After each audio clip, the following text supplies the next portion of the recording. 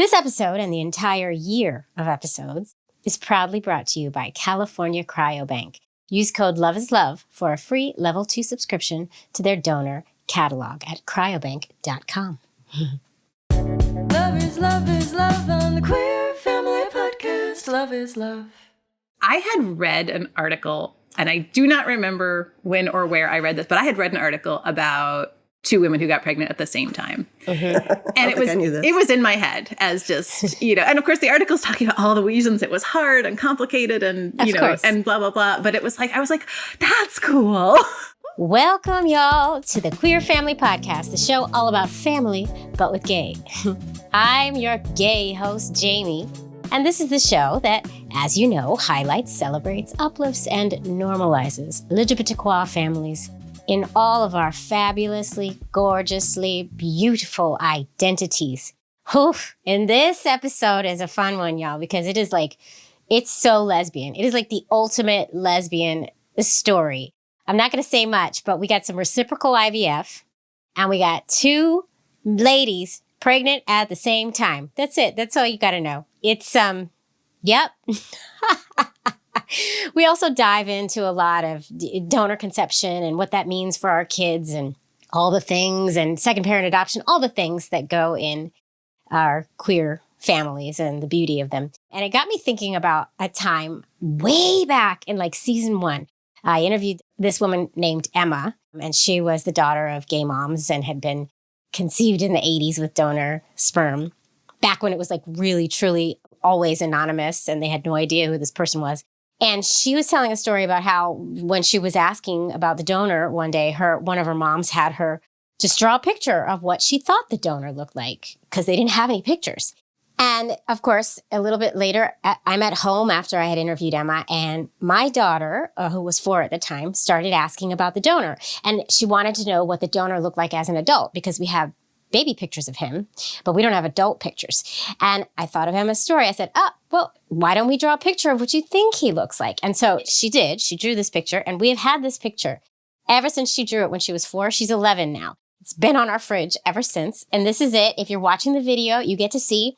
She even named him. I don't remember what she named him, but it's very fitting. I actually think it looks a lot like him. She drew a nice rainbow shirt on him, which I think is fitting. Obviously, he's going to wear rainbow shirts. We chose him. And I think it actually really does look like him because I actually really do know what he looks like now. But anyway, so we've had this up forever. And my son, who's 7, he has shown a lot less interest in knowing the donor.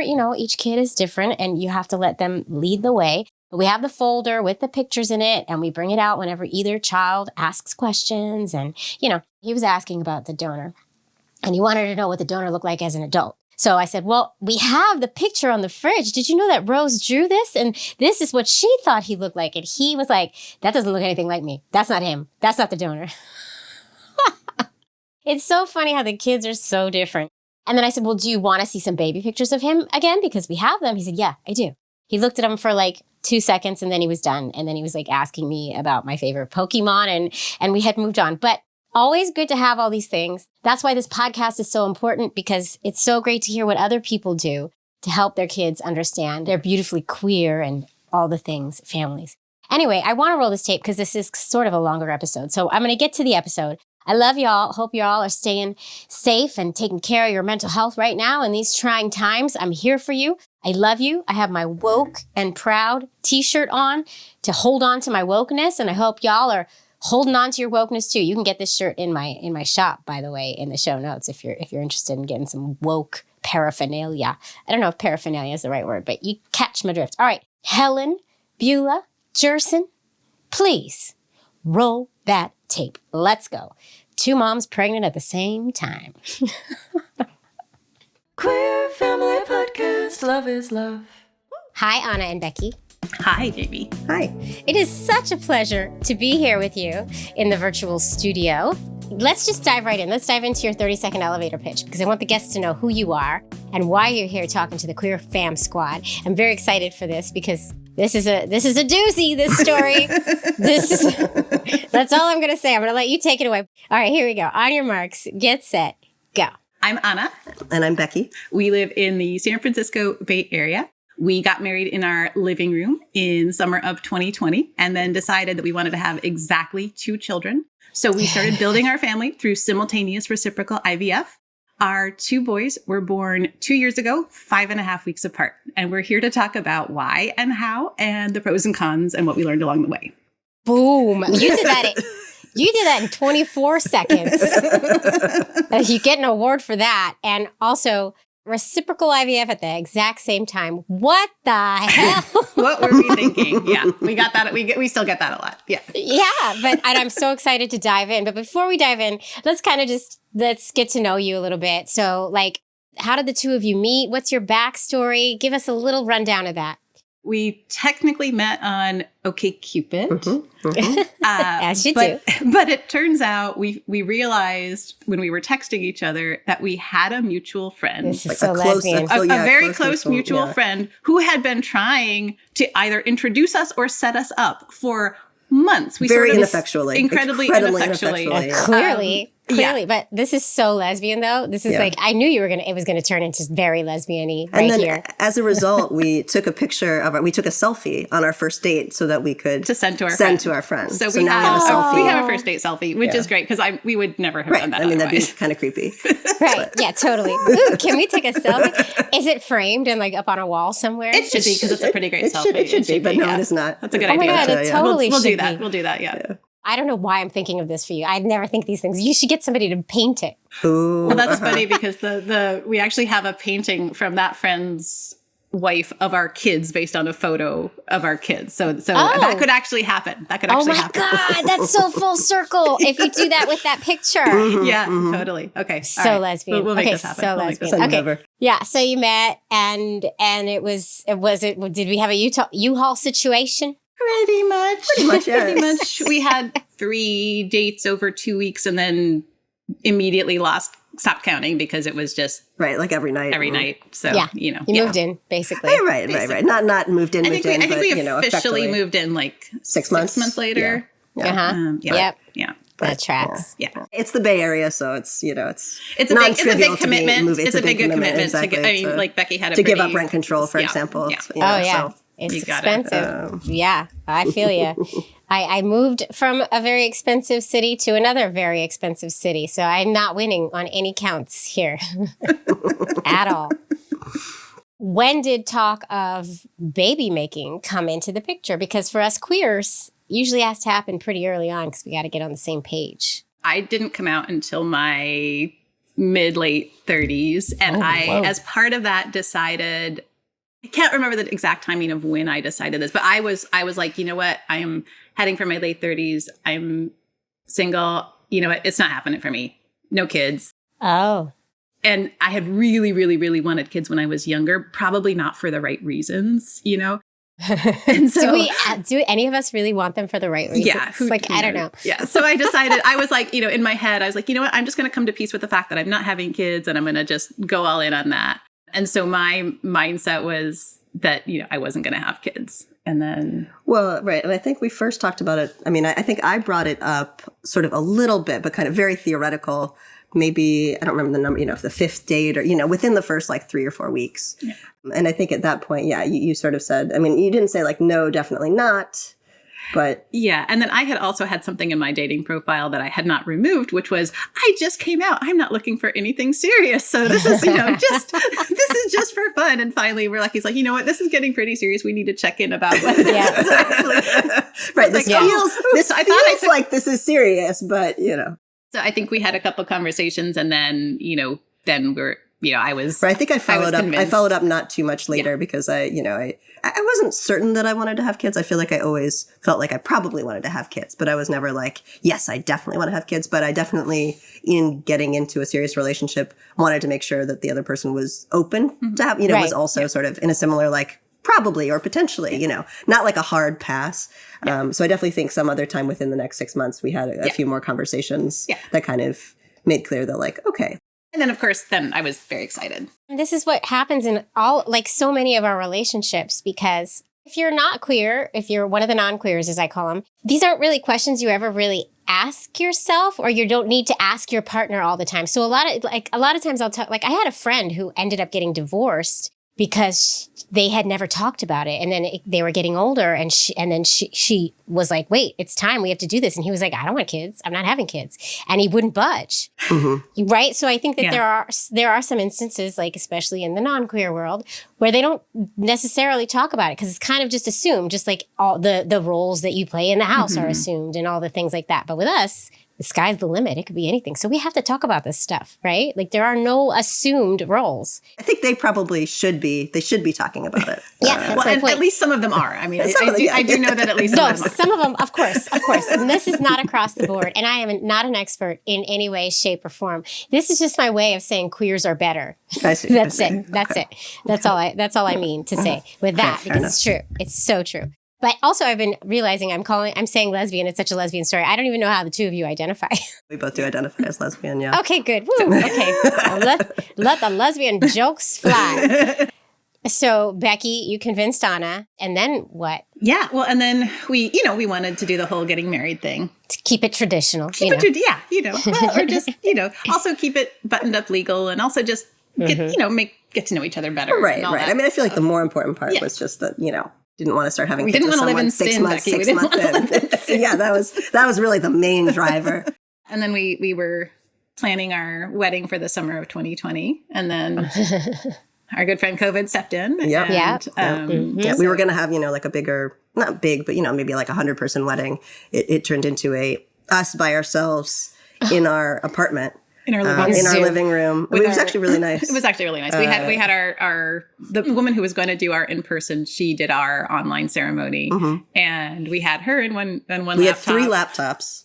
Oh my God. And our witnesses in the other 2 laptops, which was my brother and her sister, and then a camera filming. It was a whole production. Oh wow! It was a lot of fun. We actually decided after we like had a whole weekend of like wedding events in our living room, and at the end of that, we were like, you know what, this was lovely. We don't need to do an in-person one after all this. Yeah. Wow. Okay. Interesting. It can work. It worked. It can work. Yeah. It was just really sweet. It was really nice to just turn off the cameras and just chill and be home. That was lovely. Yeah. The party's it's a lot. It takes a lot out of you. And we wore silk pajamas for the wedding. I don't know why I want to say that's so lesbian, but I'm just going to say it. White and black silk pajamas. It was very lesbian. Yeah. This is just a very lesbian story.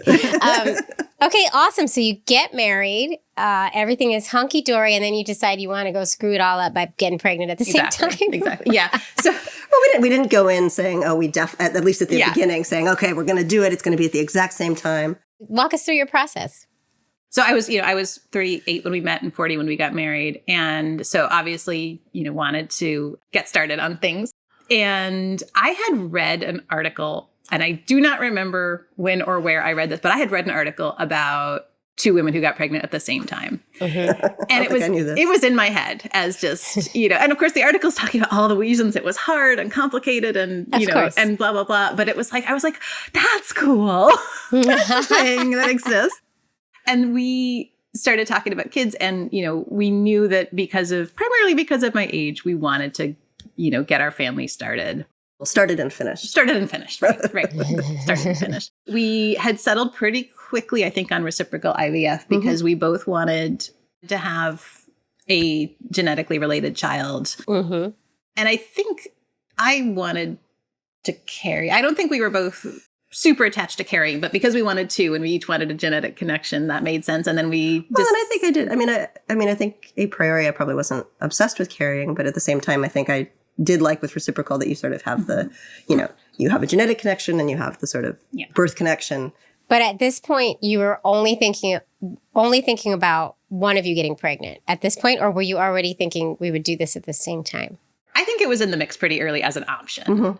And also because of my age, we decided to sort of go right to IVF as well because... Well, and given that we were thinking about reciprocal IVF, I think that was another vote for reciprocal IVF was that we might need to do IVF anyway. Let's just go right there. If you're spending the money. Although does it make it any more expensive? A little bit. The reciprocal part? I don't think so. I think it's pretty separate.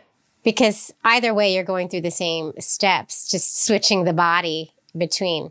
Right. You're going through 2 retrievals, or however many retrievals and however many transfers. So I don't think it matters who it goes into. That was what was in our mix. And then I think we had gone sort of back and forth on the exact timing and stuff. But then one thing was, hey, it might take us several tries for more this than to several work. tries. Right. It might take months and months and months. So even if we start trying at the same time, that is obviously no guarantee. Right. We could still be, many months apart 6 or months years apart apart or as whatever, these things go. But neither one of you had an aversion to carrying. Sometimes in relationships, one of us has an aversion to carrying. No, I mean, now we do. We're done. Me too. One was enough. Yeah. Yeah, me Our too. motto was to and through. So yeah.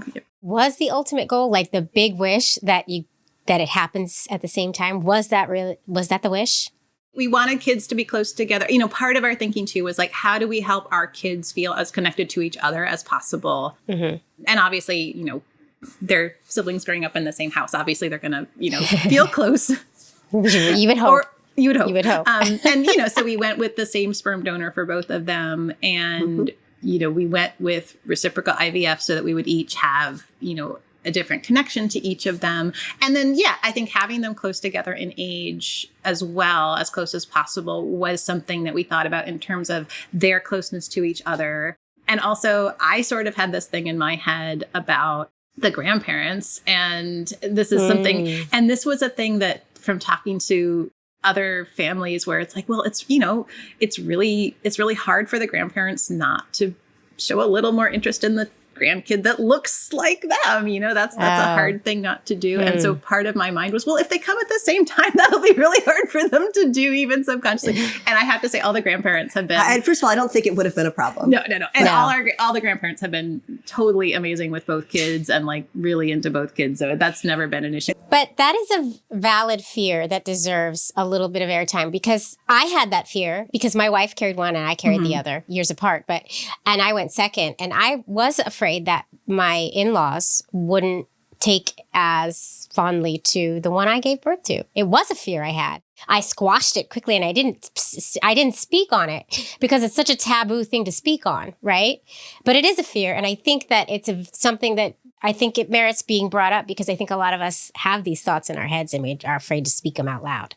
Yeah, no, it was definitely just because I had spoken to someone and their experience was that like, they can't help being just a little tiny bit more interested in that baby that, especially when also, with the reciprocal IVF, it's also a little different because, it's like my mom is really interested in my experience of giving birth. And so that's, and that's not the baby she's related to. So that was also part of that. It really is the ultimate lesbian goal. Let's be real here. Like, it's the best. If we could have done that, we would have. We were just not in a space to do it. But like, it's going to give you the closest tie, both of you, to this child, because one of us can't be genetically related. That's just the shit way that it is, It's very few families in the queer community that each get to have a biological tie. Well, I'd like to say that we're epigenetically related. You are. Yeah. And epigenetics is a really strong thing when it comes to what gets turned on in the womb because of the carrier. Yeah. So yeah. It's pretty amazing. It's pretty awesome. I love it. Okay, so the ultimate goal was reciprocal IVF and as close to each other as possible. Let's dive into your donor, though, because we haven't really delved into that. What kind of a donor did you get, and what were your thoughts surrounding the donor? We ended up getting an anonymous donor, which I think was our first preference. I think both of us were sort of hesitant around some of the complexity that can come in with a known donor. Same. Obviously that can work very well for some people. I had a friend who had an experience of being a known donor, and his mom was like, yay, I have grandchildren. And they were like, no, you don't. And so that was a whole, so it's like, that was a level of complexity that obviously doesn't always happen, but sometimes does. Sometimes does, yeah. And we did look into known donor a little bit, mainly in the sort of like friend of friend category. So like people that we sort of, weren't on a day-to-day basis with. We were very much impacted. Our timeline was very much impacted by the great pandemic sperm shortage, which is a thing that I don't think gets enough airtime. Let's talk about that a little, because I'm not sure I know too much about that. I wasn't looking for sperm at that time. It was really hard to get sperm during the pandemic, along with toilet paper. It was hard to get sperm. Well, that would make sense, I guess, because... Right, because the clinics closed for a while, and then for example, like a lot of donors might be college students who now aren't aren't are at home. They're not near where they might have been for a clinic. They're in their mom's basement, not in their dorm. It's like a lot harder to donate sperm in that situation. And, mom's paying their phone bills or whatever bills. So they don't need the extra cash. Like, I know. Totally. And then once stuff did come online, of course, we have the 6-month quarantine business. So we sort of were looking around at this, we started looking in sort of early 2021 for this. We're having a hard time finding anything. And so we sort of, at that point, we're like, well, okay, let's look into known donors. And we made some inquiries there. And one of the things that I was both happy and sad to learn is that we were looking at sort of male acquaintances who we liked and respected and who had children already and their family building was done. And they have all had vasectomies. They've all had vasectomies. And not only have they had vasectomies, they didn't bother to freeze 10 vials of sperm before they had the vasectomy, which why not freeze 10? Like if you're going to have a vasectomy, just first of all, good for you. And just freeze some sperm beforehand in case your lesbian friends come asking. I think it's it's for the lesbians, not for you. For the lesbians. or for, When we all start this baby making journey, we're just so excited to do it. We make our decisions.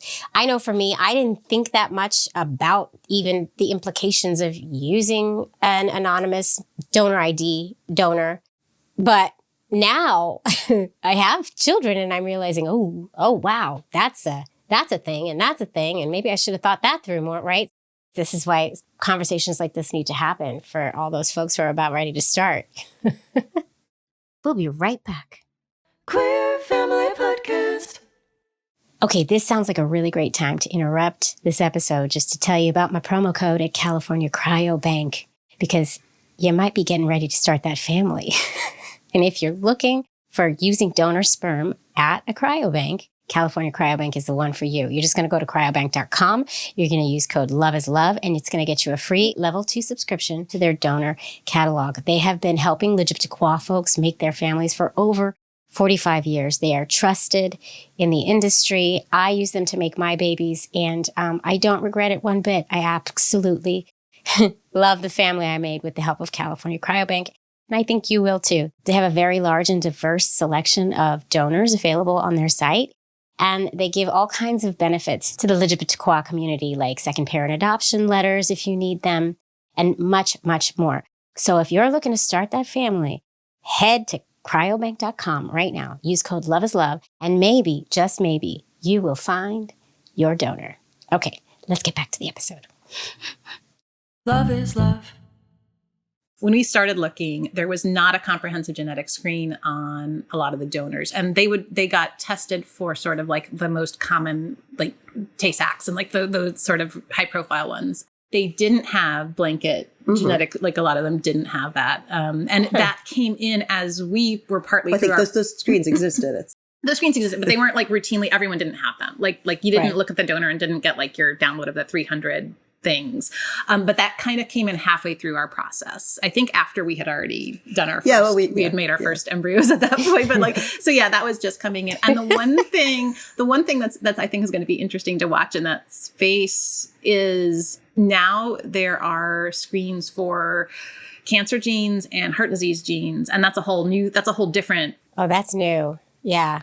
And that's a thing that we became aware of last year. But, that's a whole other thing that isn't on the radar yet. But, and again, it's another thing that's like, it's already so hard to find sperm donors who are eligible with all the requirements and like. I know. Yeah. And it's just going to make it harder, but it's all for the best. And I hope that most cryobanks, most sperm banks, or all of them, I would hope, are doing their due diligence to get to the more ethical area of sperm donation. I hate using the word ethical, but as you say, this is like what we have to do to make our families. Yeah, and exactly. It's obviously unethical not to have that option for us. And so it's sort of just trying to make it as good a process it can be under the circumstances. And it's, this is human procreation. It is never going to be perfect. It's never going to be risk-free. And that's not the point of it. It's more just sort of having whatever information feels important and relevant to you and your family to make those decisions. To keep it as safe as possible and to keep the child in mind the most.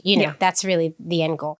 Because that's the donor conceived community. That's what they get up in arms about, is that they were hurt. They were hurt because of the problems in donor conception. And I'm guessing that most clinics do this now, but the sperm bank that we used requires that the donor is willing to meet their when they turn 18. Yeah. Yeah. And nowadays, I think they don't do fully anonymous donation anymore. I don't think you can. Yeah. That has become a thing. Open ID. That's what I was trying to think of earlier. Open ID. We have an open ID donor, but when we were shopping for sperm, you could still get completely anonymous.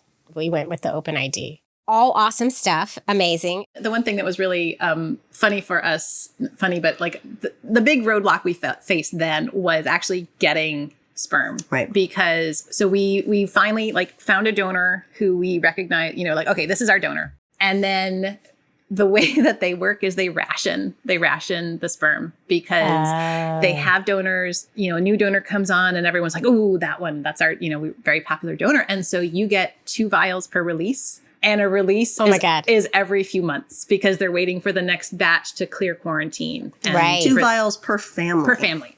2 vials per family.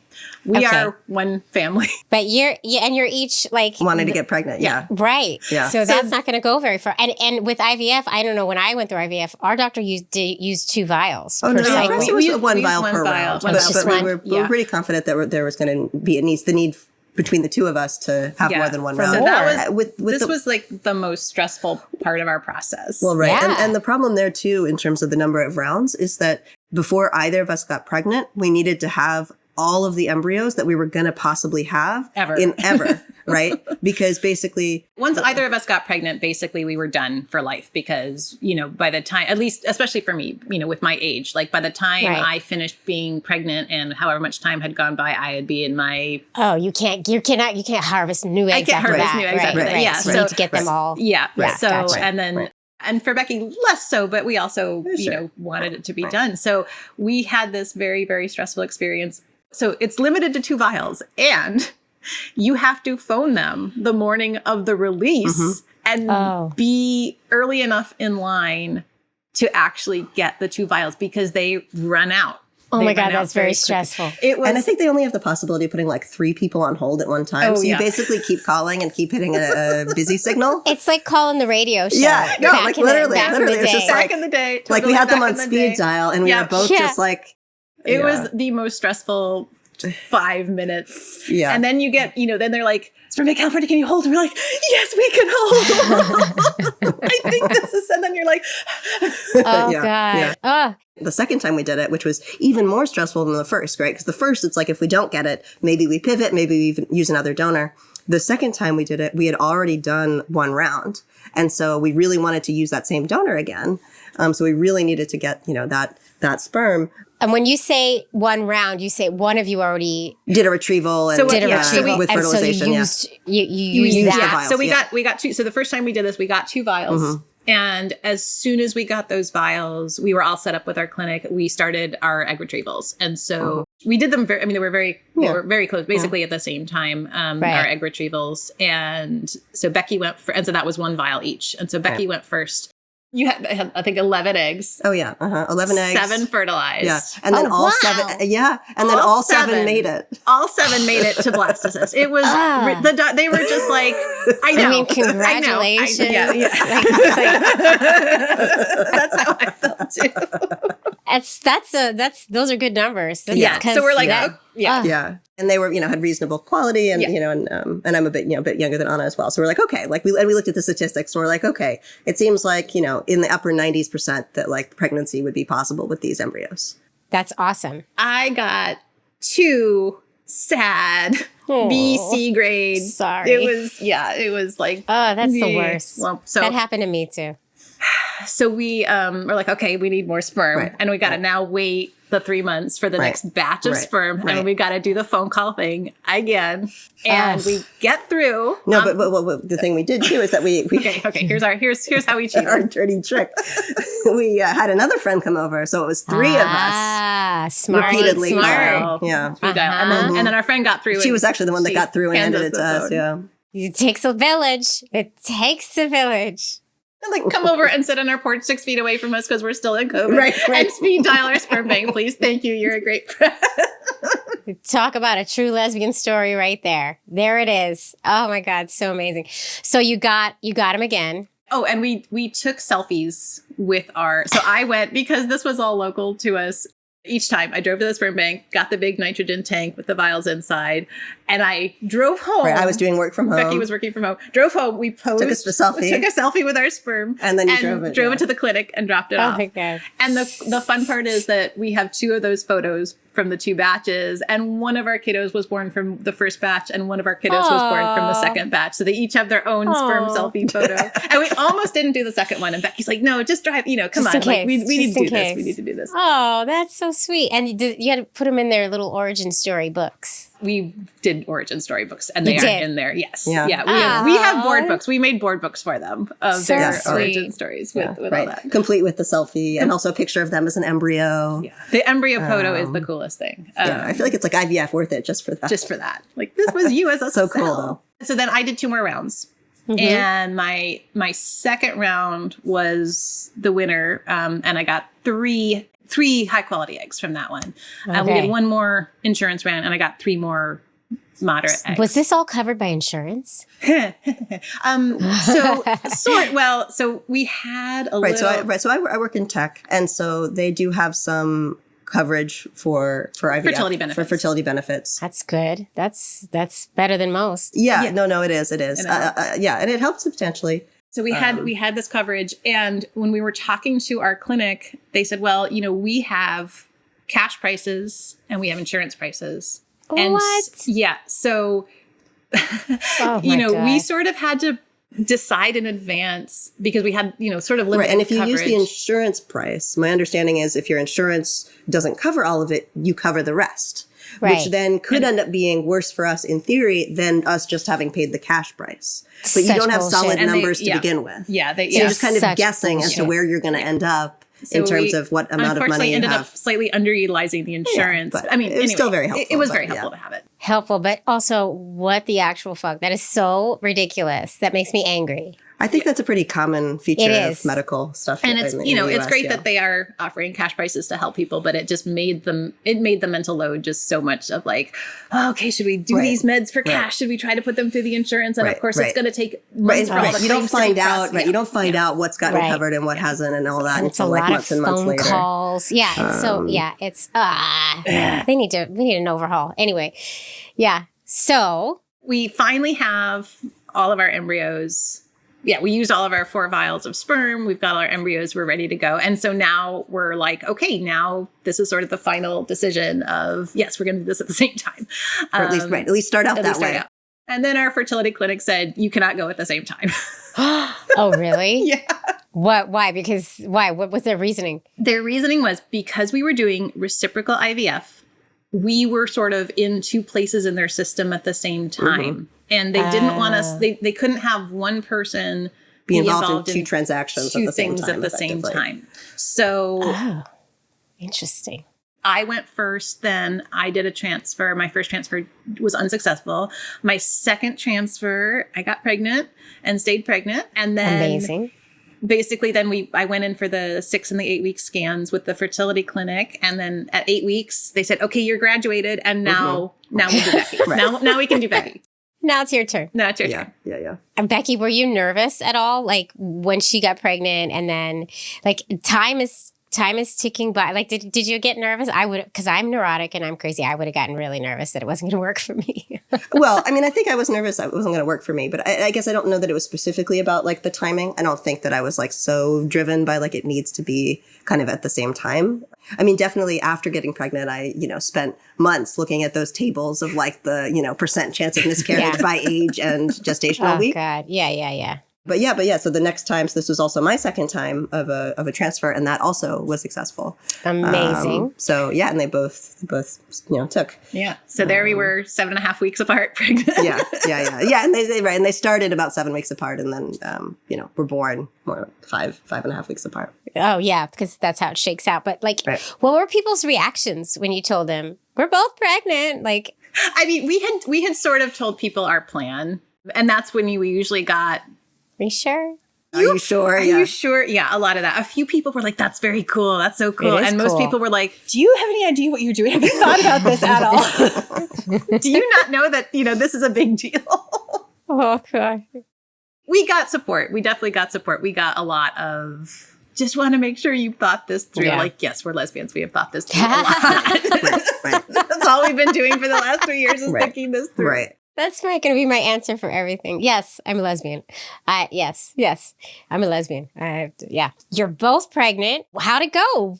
What was it like? I mean, it went fine is the short answer. And I think for some reason, neither of us, I think, are too affected emotionally by hormones, generally speaking. Well, I don't know, but at least in terms of the pregnancy, it didn't seem like there were sort of any big mood swings or things like that, especially. Neither of us got morning sickness. Oh, you're which so was amazing. lucky. What we did have was the extreme fatigue, and this was like the worst thing. But we managed to swap off. We literally over a weekend we swapped off. So I was sort of tired, sleepwalking for 6 weeks or something, and then I woke up one day and felt fine, and then the next day Becky's like, I'm gonna just sleep all day. Yeah. Oh my God, there's mercy in this universe. Cuddling got harder. Yes, we had giant bumps in the way everywhere we turned. They were pregnancies. They were uncomfortable, but we had a lot of pillows in the bed to figure out like which style of pregnancy pillow we'd be using at what moment. But no, I mean, honestly, our pregnancies went as well as they could have gone given our ages, and we didn't have any, nothing. Pretty much nothing went seriously wrong. We had, the usual sort of scans and things, and we did. So we decided not to test our embryos. Mm-hmm. That was another very long decision. That was another very long decision. We decided not to test our embryos. We felt that the risk of losing an embryo through that process was not worth it. At least 2-3 years ago when we were looking at this, I guess 3-4 years ago now we were looking at this, the testing is not 100%. And which kind of testing are you talking? Are you talking about? We're talking PGTA. about the PGT, yeah. Yeah. To look for chromosomal abnormalities in the cells. Right. And so it didn't feel reliable enough to us, given that our issue was, we have limited embryos. Right, given the possible attrition. And we worked really hard for those embryos. And we didn't want to risk losing an embryo in order to get what might not be a fully accurate result. We did CVS testing at about 11 weeks of pregnancy. Mm-hmm. And thankfully that all looked great. Mm-hmm. Yeah. And we did the same too. Yeah. Mm-hmm. And then that's when we found out that even though we had both spent independently, we had both spent weeks compiling lists of girl names. Not because we specifically wanted girls, really. I don't think. It was more just like that somehow in our heads. We're like, we're probably having girls. Probably having girls. We'll have girl names. My appointment is first, and it's a boy. And I'm like, okay, well, that's fine because it's Becky's genetic material. So obviously Becky is still pregnant with mini the girl. Me, yeah, with the girl. Right. Oh yeah. I feel you 100% right now. And the listeners know how hard it was for me to deal with the fact that I was having a boy, but it was a shock to me. It was a shock to me. Yeah. And so then of course, 7 weeks later, Becky does her testing. And, they leave it to the end of the call. They get all the other business out of the way first. And at the very end, they're like, okay, do you want to know the sex? And they actually said it's male, which is, usually they say boy or girl, but they said it's male. And I actually said, do you mean female? Those words came out of my mouth. And it really was surprise. And I think it took, a week? Mm-hmm. Maybe to get over to kind of settle in. Yeah. And then, of course, immediately now we're like, we're having two boys. Right. And what was great is that when we were thinking about girl names, we both came up with really long lists that had no overlap. Yeah. And then we switched to boy names and we both had really short lists that had overlap. Yeah. That's narrowed it down well. Yeah. Yeah. Much easier process to agree on boy names. Yeah. So you narrowed down the names and... So then we're in the thick of planning for how the heck we're going to pull this off because, we've got two babies coming very close together. And we had sort of had these conversations, obviously, before we got pregnant when we were talking about all this. And we sort of, there's a lot of risks in doing it this way. There is obviously always a lot that can go wrong with pregnancy. And we were setting ourselves up and with labor and with birth and all that. So, we knew we were taking a pretty big risk in doing it this way because, either of us could have had a cesarean, either of us could have had complications, either of the kids could have had, complications or extra needs or anything. And we have a little bit of family support locally, but, neither of us grew up here. So we didn't have a huge network. And so we knew we needed birth doulas. obviously, because we were going to be either pregnant or newly postpartum at the other one's labor. And then we also made a plan to have postpartum doulas, and our sort of emergency option was just, okay, if we have to, we just bring in a lot of more postpartum doula help. That was basically our plan for that. Because and I'm sure if it came to it, we could have also called in more family support. Like people, if things went that badly wrong, we would have gotten on to relative, families would have flown out and been with us and supported us and all that sort of thing. But we knew that regardless of any complications, we really were going to need the postpartum doulas. Yeah. And I think honestly that went a lot into the planning. Yeah. And obviously, we were sort of very privileged to be able to afford to do that. I really feel like to do this, you either need an extensive, family or friend network that can support you, or, a paid network to support you. Yeah. I think we did some of that planning pretty well. And also, we did not do nearly enough planning for postpartum. And I know you've had a lot of conversations about this on the show. I had deluded ideas about how much I would still be able to do around the house and all these things. And now I'm just like, why did I want that? Why did I not? Because we're women and we think we're just used to doing everything. And we're supposed to, and our identities tell us that, like, hey, your value and your worth as a woman, as a person, is based on your ability to do it all without complaining and without ever asking for help. And that is just such capitalist bullshit. So. Yeah, it's so true. It's so true. And just to be fair, I didn't do anything thinking about the postpartum anything. Like, we didn't prepare for shit. Nothing. And it was, both kids, it was a mess. It was a hot mess. I mean, we all do that. So how'd the births go? Same doula for both of us, which was really lovely. And I went first. I ended up getting induced because of age. So when you're over 35 and especially over 40, they don't want you to go over 40 weeks. And you were going. I got induced at 39 and a half weeks. For some reason, I decided I needed to do it without an epidural. I had decided that too. That did not work out for me. It barely worked out for me, but it did work out for me. I had an incredible male OB nurse with me. Uh-huh.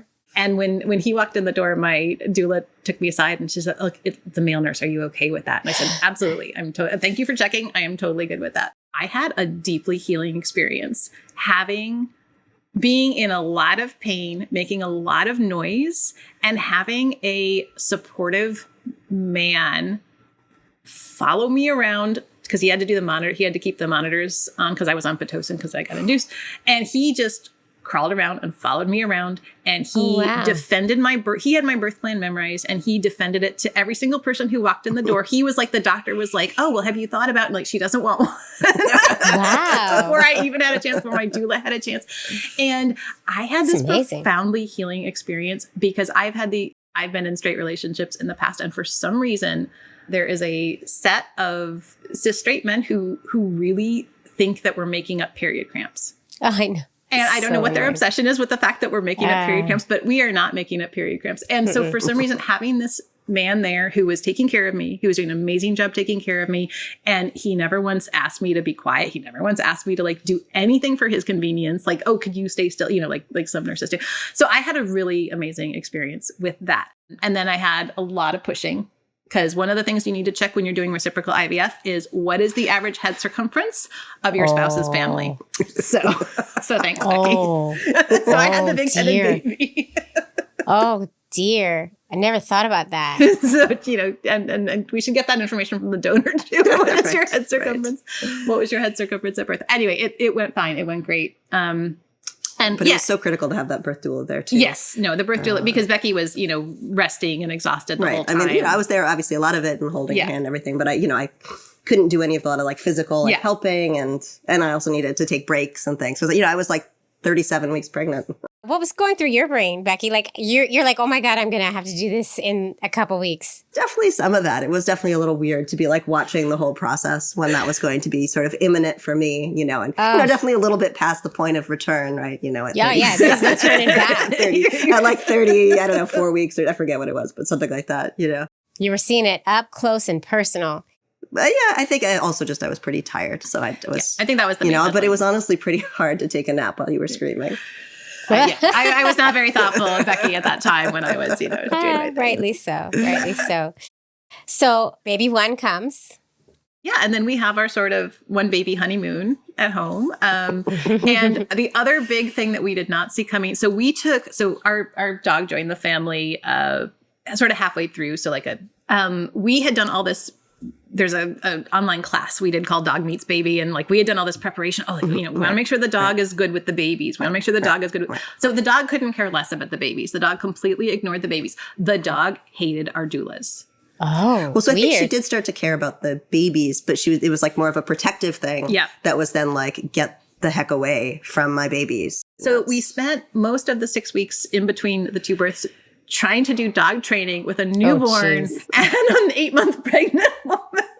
I just love the dog trainer who was very nice, but who's like, okay, now one of you, can you get down to, and we're like, who? No one can get down on the ground right now, but there is no ground. No, that's not. Nope.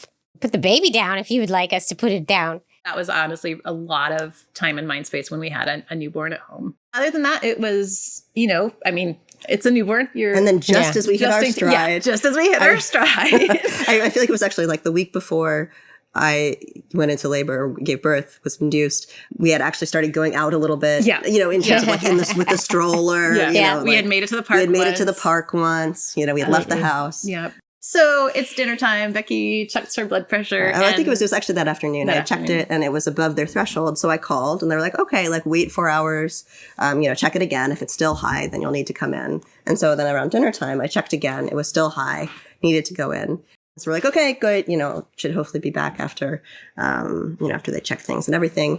Of course, that was not what happened. And they're like, okay, we have preeclampsia. You're going to need to, you're not leaving the hospital. You're having your baby. So basically I'm home with a baby. A newborn. And I haven't eaten dinner. And Becky calls and says, I'm staying. And it's go time. It's go time. And so one of the, I think probably one of the hardest parts of this entire thing for me was leaving our first baby at home for the birth of the second baby. Yeah. And I had the hormones, I had the thing, I had my brand new baby, and I suddenly have to leave baby with my dad, with Becky's dad, Papa, who did a wonderful job and couldn't have been in better hands. The big problem we had too was we had been prioritizing Becky's sleep in the run up to her giving birth, which obviously made sense, but that meant we were not prioritizing my sleep. Sure. And so, oh God. Yeah. So I was the most useless birth partner for Becky. I mean, the thing too is we were going through our prenatal classes and I was in, I'm about to have a baby mode. Mm-hmm. And I knew also, I should also be really paying attention to the birth partner side of things, the other side of it. But that somehow just never happened. So no, I think I was a, not terrible, but not great birth partner. But you were there. I was there. Yeah. Yeah. No, it was really hard. I think I was not prepared for how hard that was going to be to leave kiddo for 4 days. Tidbit here. So the baby that you left at home is the one that you are not actually genetically tied to. Mm-hmm. Yeah. I think our experience was that the hormones were the thing for the first 2 months-ish. Mm-hmm. And after that, I definitely thought the one I gave birth to was the absolute cutest, way cuter. He's like, isn't it amazing that our second baby is so much cuter than our first baby? And I'm like, and I was like, there. You're still on some nice drugs, I think. It's so funny though. They were both very cute. They were both very cute. It just goes to show how little it really does matter because, sometimes I got really wrapped up with wanting this genetic connection, which is why we ended up having 2 kids and which is why, and it could just go to show it doesn't matter. Yeah. It doesn't, that baby's going to come out. You're going to love the hell out of it, no matter whose body, no matter where it came from, I think that, the hormones were very strong and very temporary. Mm-hmm. And I feel like the genetic tie is occasionally cool and interesting. Yeah. Yeah. Right. We still comment upon it sometimes. And it's but it's they're your kids. Right. And love is a verb and you love them. And that is ultimately what matters. And honestly, sometimes we forget. We actually have to think about it. We have to think about it. Which which one did I, and then this? Yeah. Actually, I don't think I forget because I just like to blame when one of them is a jerk. I just like to be like, that's from you. Yeah, depending on whether it's a good or a bad trait, I'll say it's an epigenetic or genetic issue. Exactly. Yeah, I'll be like, he learned that by watching you, Anne.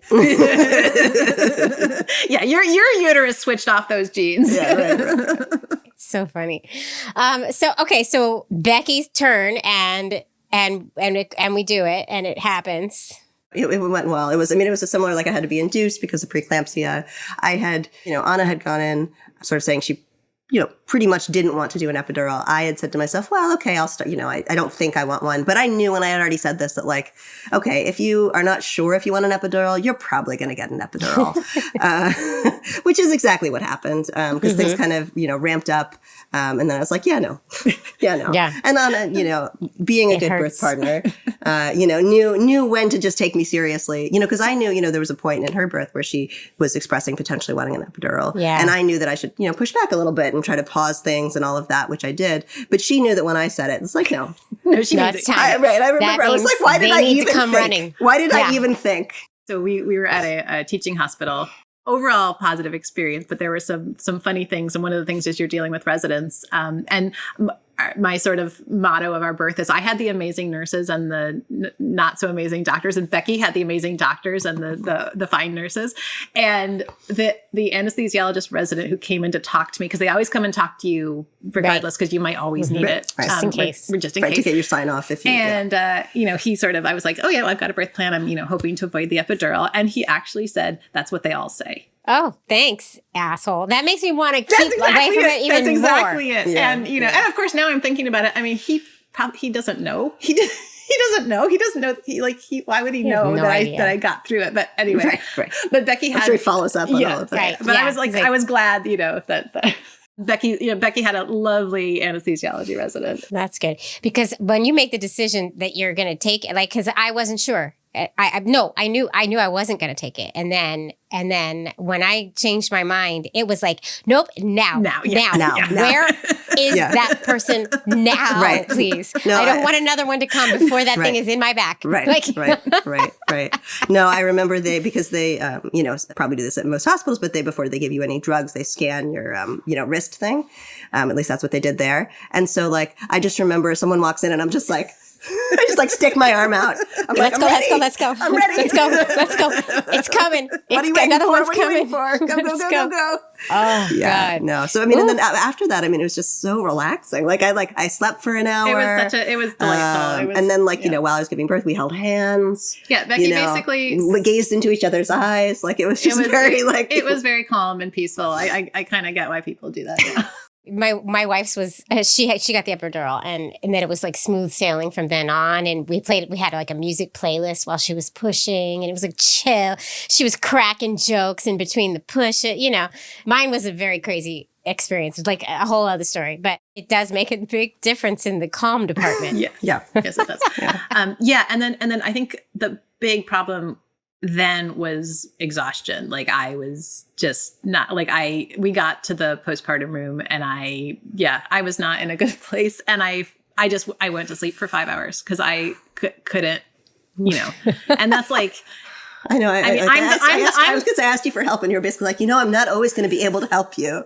It was a low point. It was definitely a low point. It begins.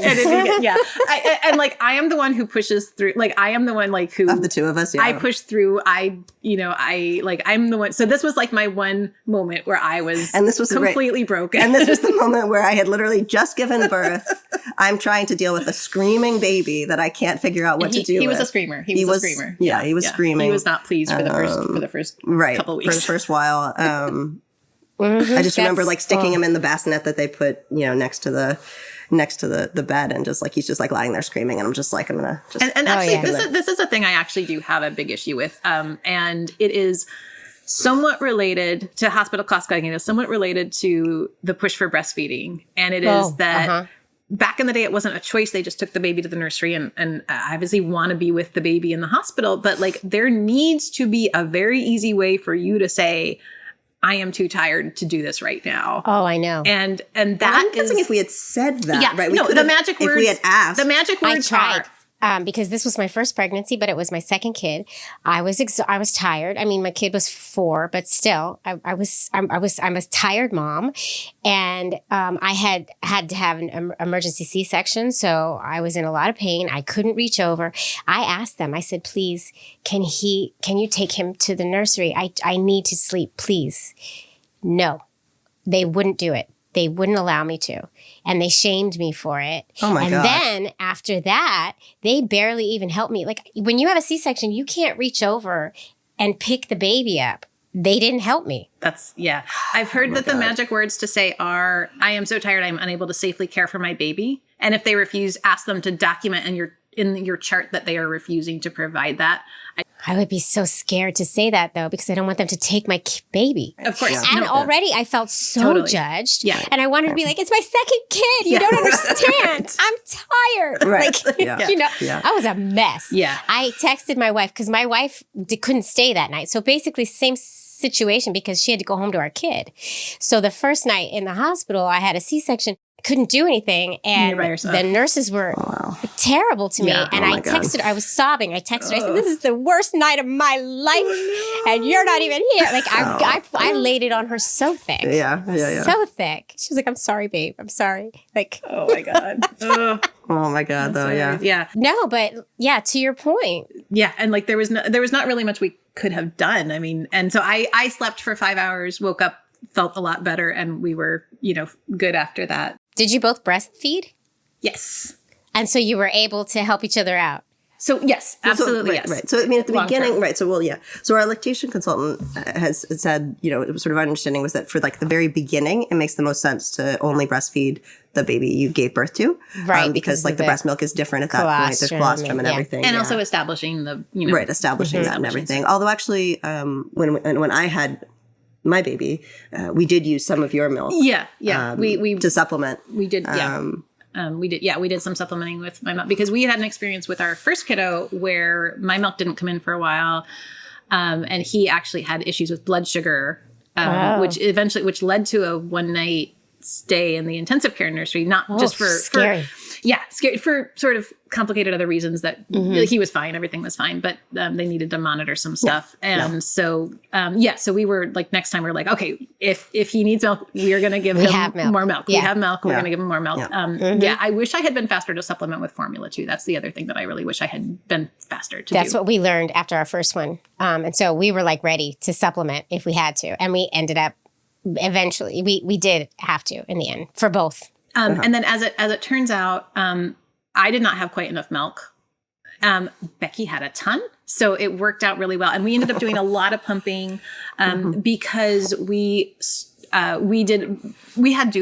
postpartum doulas there, especially the first couple of weeks after the birth. And so that, we prioritized sleeping. Yeah. No, we did not nurse the babies at night when the doulas had them. Amazing. So we did. God, so we still had to wake up to pump. We still had to wake up to pump. Yeah. So we both did a lot of pumping. Our house was just like basically a milk factory for a very long time. And then we did a lot of bottle feeding and then still some breastfeeding. And then a few weeks into this, we realized we should switch babies on the breast. Oh, because the latch would work better. It was supply. It was that one of them, I had a lot, and the one that I was nursing was overwhelmed by that and would just like scream at while I was just scream at my breast while I was trying to stop the fire hose. And then the other baby was hungry because I didn't have enough, so we swapped, and so we ended up primarily breastfeeding the genetic baby, not the one we gave birth to after the first couple of weeks. For a while. I think, honestly, we were breastfeeding directly maybe a third to a half the time and bottle feeding a lot of the time too. So it was sort of a big, huge mix. And then I feel like later, I can't remember when exactly, when they were older, when they were like big enough to like figure stuff out on their own, because like, we could breastfeed both of them at the same time, which was fun. Yeah. Like so one of us could breastfeed both of them at the same time because they could like, it was just so nice because you could just like lie down and they'd just like crawl on over and okay. I used to do, when they got down to one night feed per night, I used to do tandem breastfeeding and it was the most exhausting thing because I would go out there, I'd pick one up, that one would stop crying, I'd put them down, they would start crying, I'd go get the second one, pick them up, that one would stop crying, I'd put them, and I had to do this like whole entire juggling act to get them both on the boob. And then, but then it was great. Then I could put them right back to sleep and it finally went great. So yeah, we did just a whole mix of most of pumping and then a little bit of formula, mostly before Becky's milk came on, because then Becky had enough for us. And then after 6 months, we started doing more formula. Nice to have all the options though, right? I think the big disappointment is you do not get any more sleep with two of you breastfeeding because you still have to pump every 3 hours. Before we had really started this process, I do like one of my thoughts was like, oh, if we're giving birth at the same time, we can like take turns. Like you take this night and I'll take the next night. No, it does not work that way. Yeah, you have to keep pumping. Right. Yeah. Or you're in pain. Pumping. Yeah. Right. You're in pain or your supply dwindles or, just. It's hard to have a uterus. It is hard work. So we did our second parent adoptions a few months after the kids were born, basically as soon as we got their birth certificates. And we thought we were, it took a few months, we got our paperwork. And California has awesome step parent adoptions, so it's super easy, Right, and we each adopted the child that we didn't give birth to. Right, but that you are genetically connected to, which is tricky, right? And so we thought we were like, great, we've done, check, all set. Mm-hmm. And in the sort of post-election climate, we were having, people were sort of checking in. We were like checking with our, queer parent networks and be like, hey, does everyone have their, step parent, second parent adoption done? And a few people were like, oh yeah, we also did reciprocal IVF and we did double second parent adoptions in both directions. And we were like, what are you talking about? What is that? Oh, God. And so they said, yeah, our lawyer insisted we adopt both the one we gave birth to and the one we didn't give birth to that our spouse gave birth to, because there is apparently a case where the gestational parent is being treated like a surrogate and therefore as a surrogate doesn't have parental rights. And of course, in other states, they're doing the opposite. So we are now going through the process of a whole other second parent adoption to make sure we have it covered in both directions. Oh my God. That's so scary. It's really ridiculous and scary. Yeah. Holy moly. Oh. But it's good you're doing it. And so this is just a nice, good warning for everybody. Like, check with a lawyer. And like different lawyers have different opinions about this. And so we talked to one lawyer who was, like, oh, no, I don't think you need it. And then the lawyer we ended up going with, she's like, I understand why they say that, but like, it's just things can change so quickly. And I think there's so much uncertainty right now that it's just, Right. I think that they said it's probably not critical, but a good idea. Yeah. And that's what I always say. It's better to be buttoned up. It's better to be safe than sorry. So why not? If they let you do it, right? Like, why not? Let's just cover all the bases. So it's like, I feel like every day it's a new thing that I'm like, oh, that's something I never thought of. You know what I mean? And right. Our lists are so long of all the things that we have to keep track of to keep our kids. Yeah. It's so scary. Obscene. Yeah. Well, I'm glad you're doing it. And thanks for letting us know that, because I think it's really important. That is amazing. And how's it going now? Yeah. So now they're 2 and a bit. And it's, so it's I feel like it's honestly gotten more and more fun. It's gotten more and more fun. They are best buddies. Oh, good. It's so cute. We just moved to big kid beds, which has been a lot with 2, but they now, because they were in separate cribs before, now they're in big kids beds. They were in separate mini cribs. Now they have big kids. We have these are twin beds. So for their size, they're like massive. It's a lot of bed. And they sleep in the same bed, snuggled up together. We gave them 2 beds. They have 2 beds. That's so cute. They each have a bed. But they immediately opted into snuggling up together and sleeping together. And it is the cutest thing. Oh, I hope they stay close like that. I was going to say that is when it's not nap time where they wander over to the door wanting to leave and then get exhausted and then sleep on the ground in front of the door. Works. Lots of options. They have lots of options. So there's, lots of options. Yeah. No, so it's, it's been, I would say like it's, the postpartum time is like, that was very intense. We also had both of us home for several months with that, which was really lovely. Yeah. And I'm staying home with them full time. Mm-hmm. That's been great. And and now we have, it's like it's twins, but harder is sort of the consensus, and like the twin parents. I guess the harder part, early on, harder. Early on, right? Where you have like the postpartum. They're not quite at the same developmental stage. We were super lucky to keep them on the same sleep schedule, which is a big like thing. If it's like further apart, that can be really hard to do. So that was a big thing for us, was we managed to keep them on the same and that schedule. honestly hadn't been part of, at least for me, that wasn't part of my calculation as to why we would want to have them close together. Like I hadn't thought through or really known that if they had been like 6 months apart, they could end up on diametrically opposed sleep schedules, right? Where like if they're on 2 naps and 3 naps, they just have interleaved sleep schedules where someone is awake at all times. Yeah, that's exhausting. I mean, we had never had kids and hadn't, like there's a lot to think through. So hadn't even realized that. But thankfully, they were close enough that we could just, keep them on the same sleep schedule basically the whole time. Now we have 2 2-year-olds and they're talking and running around and climbing and doing all the incredibly fun 2-year-old stuff. Yeah. So, Yep. And it's just going to get wilder from here. Here we go.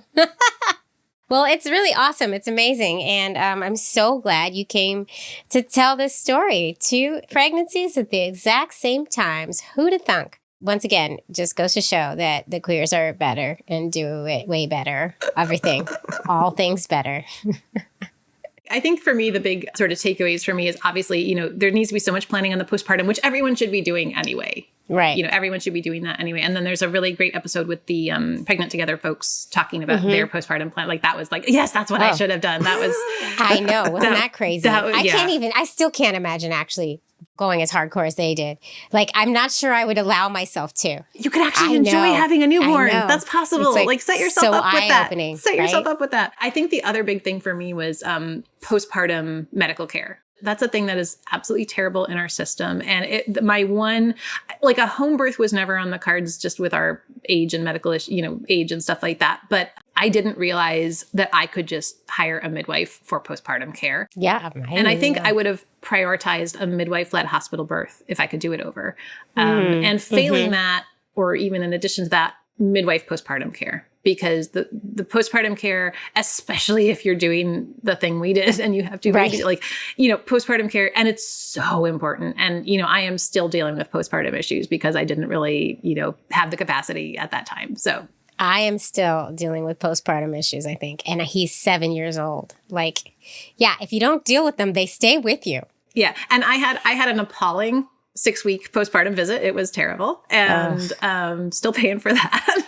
Yeah. And it's like, I should have had a midwife come to my house the day after the baby was born and take care of me there. That's a thing that we should have done and could have done and didn't know about. So many things that you can do and you don't know. Exactly. Well, and we had them so close together, so, we didn't really have time to reflect before. You couldn't do the lesbian overthinking because you were just too tired. Too tired for any thinking. Yeah. So that's how we get through the introspection, the lesbian introspection. Just have 2 babies at once, and then you won't do that for a while. Exactly. Yeah. This has been really awesome. Thank you so much for telling your story. Oh, well, our pleasure. And thanks for having us on. Yeah, thank you. Yeah. I didn't even tell the listeners that y'all came to me through my mom.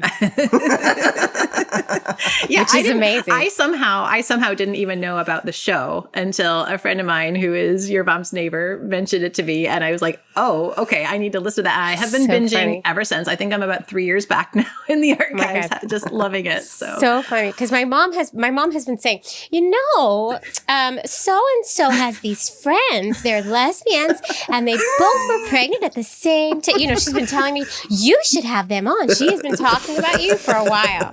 So when you finally reached out, I was like, oh my God. I haven't told my mom yet that this was even I have to tell my mom. Okay, so funny. Great. So funny. Mama Sue for the win. Well, thank you, Mama Sue. Yeah. Thank you, Mama Sue. And thank you. Thanks for coming on. This has been awesome. Our pleasure. Queer Family Podcast. A huge, huge thank you once again to California Cryobank for sponsoring this here little show for an entire year of episodes. Go to cryobank.com, use code LOVEISLOVE, and get a free level 2 subscription to their donor catalog. Go do it. Let's make those babies and uplift these queer families, y'all. Thank you. Love is love. Whew. Well, folks, I hope you enjoyed that episode as much as I enjoyed it. And if you did enjoy it, feel free to listen to another or watch another. I have so many episodes for your listening or viewing pleasure. Just go pick one and enjoy. There's a lot. There really is. And also, if you really do like this show, please, I know I say it all the time, but please do consider supporting the show on Patreon. You're just going to go to patreon.com/The Queer Family Podcast. You're going to pick a tier, you're going to join, and you're going to get that bonus content. And you're also going to get my love and adoration for the rest of my life. I love you all. Thanks for tuning in. Keep on tuning in, and I'll see you next time. Mwah.